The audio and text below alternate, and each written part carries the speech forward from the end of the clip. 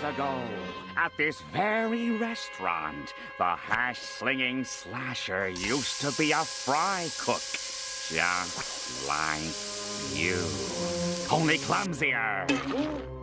And then, one night, when he was carving the patties, it happened. He forgot the secret sauce? No. He didn't wash his hands? No. Irregular portions? No! He cut off his own hand by mistake. You mean like this? Or like this? Or this? Or this? But what about this? Or this? Or this? Or this? Except he wasn't a sponge. So? So it didn't grow back! And he replaced his hand with a rusty spatula. And then he got hit by a bus.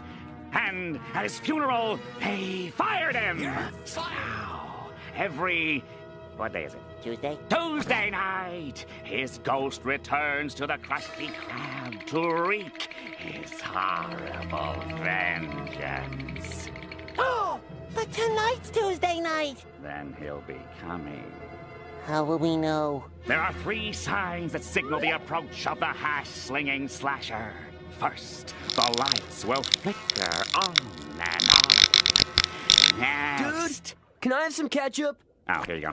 Next, the phone will ring, and there will be nobody there. And finally, the hash-slinging slasher arrives in the ghost of the bus and ran him over.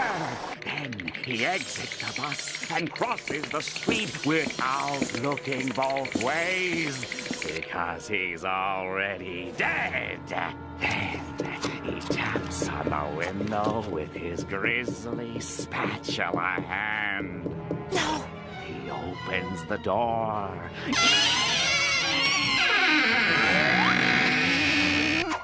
He slowly approaches the counter. And you know what he does next? What? You really want to know? What? Are you sure you want to know? What does he do?